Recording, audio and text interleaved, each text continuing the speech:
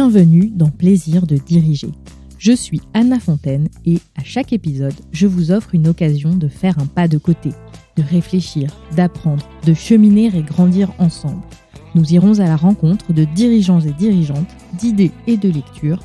Nous ferons même quelques détours pour explorer comment trouver ou retrouver plaisir à diriger. Aujourd'hui, j'ai envie de partager avec vous quelques éléments issus des travaux de François Dupuis, sociologue des organisations qui a notamment travaillé auprès de Michel Crozier.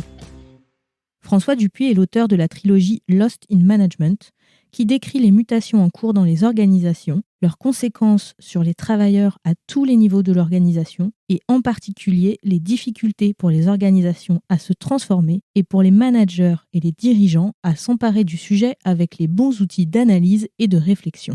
Le 3e tome de la trilogie s'intitule « On ne change pas les entreprises par décret » et son sous-titre c'est « Pour une théorie de l'action ».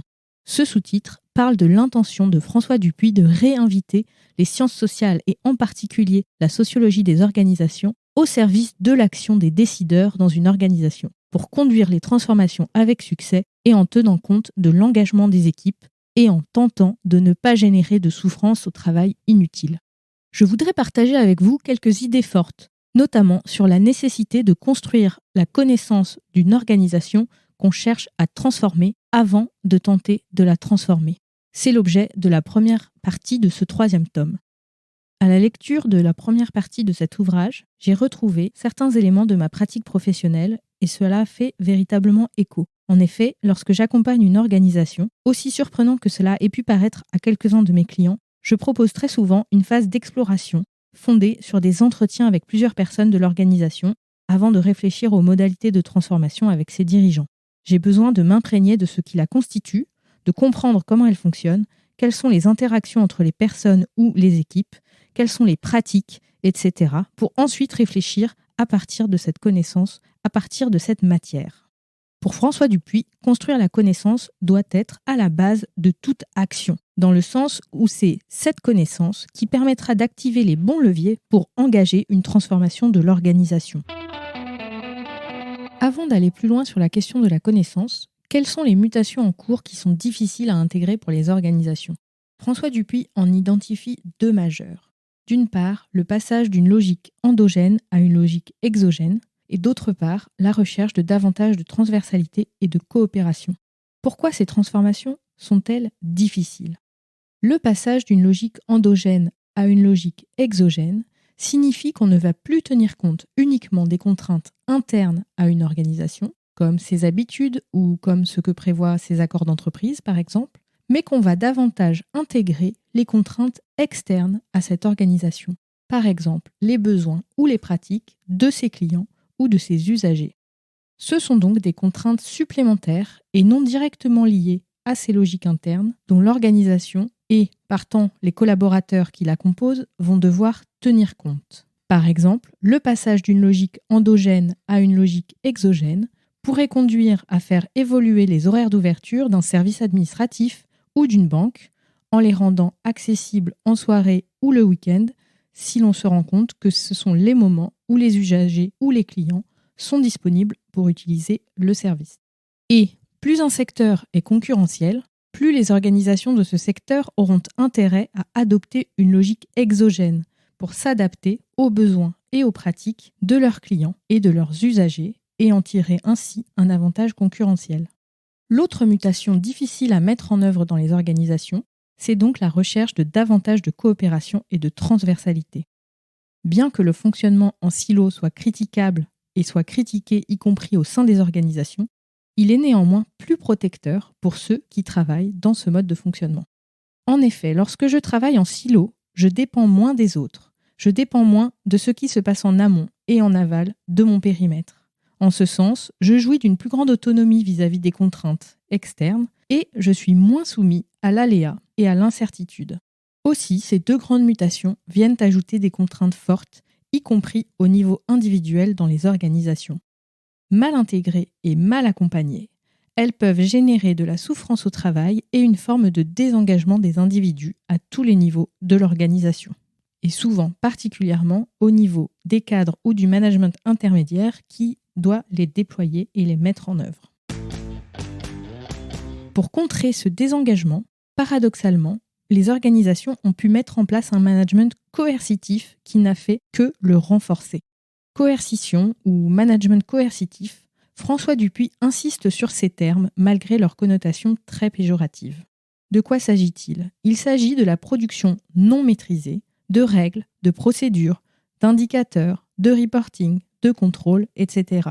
L'idée n'est pas de dire qu'on n'a pas besoin de règles, de procédures, de contrôle, mais qu'on a besoin d'en maîtriser la production. Lorsqu'on perd le contrôle de la production de règles, de procédures, de reporting, d'indicateurs, etc., on focalise sur comment les salariés agissent.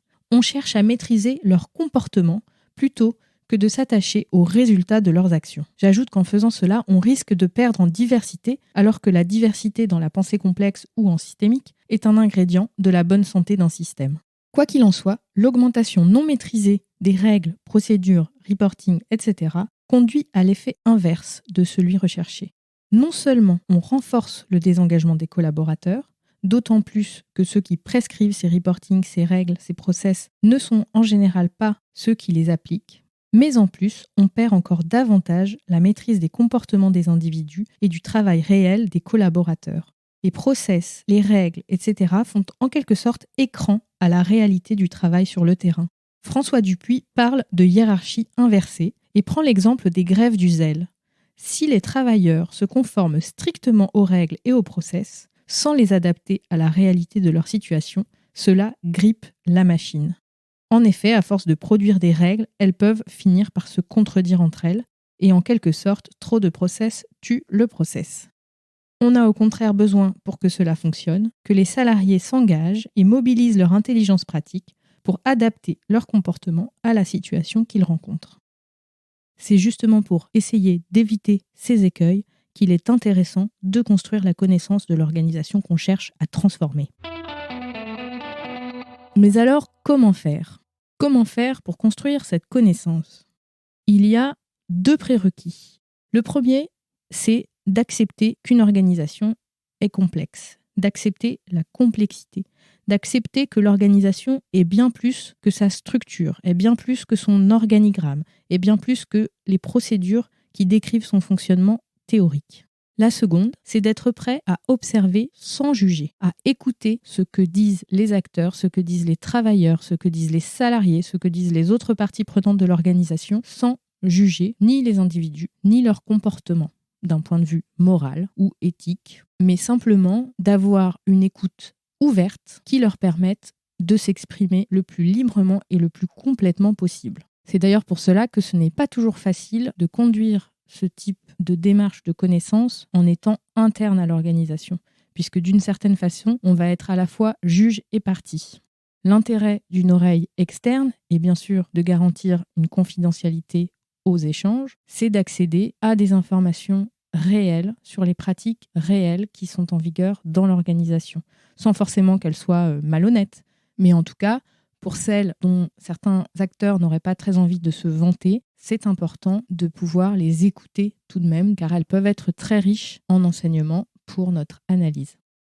Une fois acquis ces 2 prérequis, les 2 notions essentielles développées par François Dupuy dans la lignée des travaux de Michel Crozier, qui vont nous permettre de construire la connaissance d'une organisation, sont d'une part l'intelligence des acteurs et d'autre part la notion de pouvoir. Commençons par l'intelligence des acteurs. En sociologie, cela renvoie à la capacité des acteurs à s'adapter au contexte dans lequel ils se trouvent, c'est-à-dire à trouver et à mettre en œuvre des solutions cohérentes avec ce contexte. Autrement dit, dans l'action collective telle qu'on la retrouve dans une organisation, les comportements des acteurs ne sont pas guidés par leur simple motivation intrinsèque, par leur personnalité ou leur profil psychologique, mais bien par ce qu'il est rationnel et cohérent de faire dans un contexte donné, où cet acteur a accès à une connaissance limitée. L'acteur va donc agir selon la meilleure solution possible dans un contexte donné, et le choix que cet acteur fera d'agir de telle manière sera ce qu'on appelle en sociologie sa stratégie d'acteur. Prenons un exemple concret un peu extrême.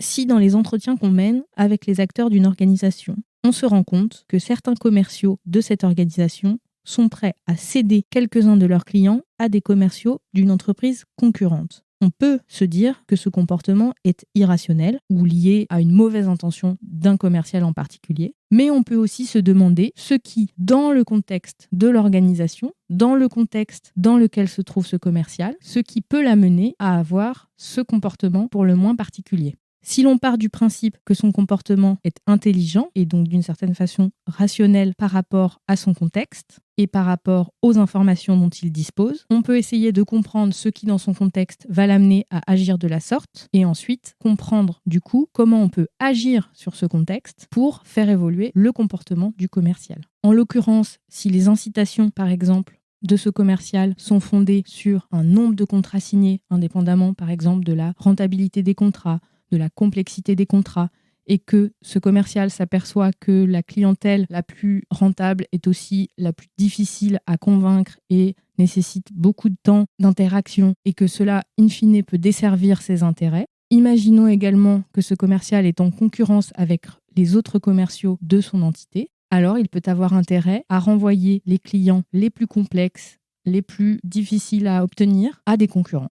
Ainsi, pour analyser la réalité d'une organisation, il est important de mettre au jour l'ensemble des stratégies d'acteurs qui s'articulent entre elles.